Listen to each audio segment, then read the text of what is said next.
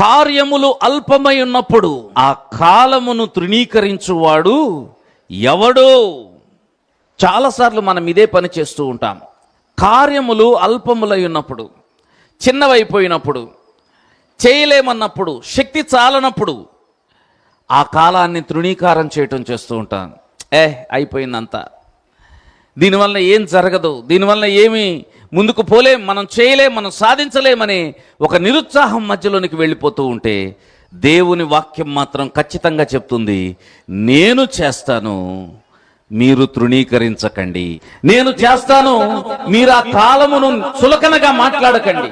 నేను చేస్తాను, మీ నోటిని అదుపులో ఉంచండి. నేను చేస్తాను, విశ్వాసాన్ని మాట్లాడండి. నేను చేస్తాను, వాక్యాన్ని మాట్లాడండి. నేను చేస్తాను, అధైర్యమును తొలగించండి.